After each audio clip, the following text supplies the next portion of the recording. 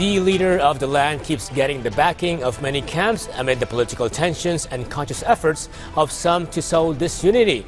The latest to do just that is the lower house, which expressed this through a manifesto of support signed by leaders and members, which they gave to the president during a pre-scheduled fellowship. PTV's Melanes Moras has the details.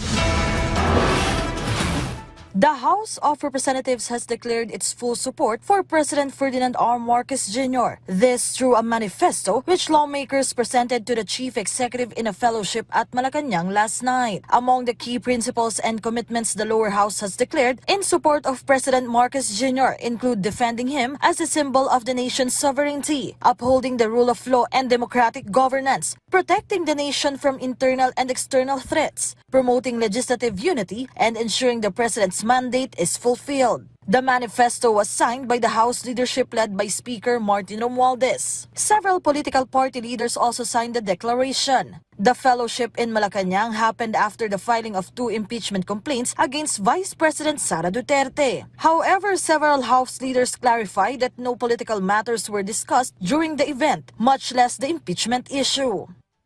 Basically, dinner, saka present po yung resolution, konting kwentuhan, then about an hour, tapos kanya-kanyang uwi na po.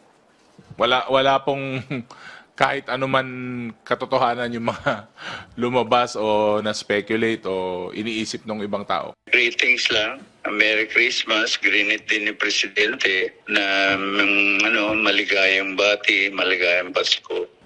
Yung mga congressman and pinasalamatan niya yung continued support ng mga congressman sa administration, particularly yung mga priority bills ng administration. From PTV Manila, Melanes Moras, Balitang Pambansa.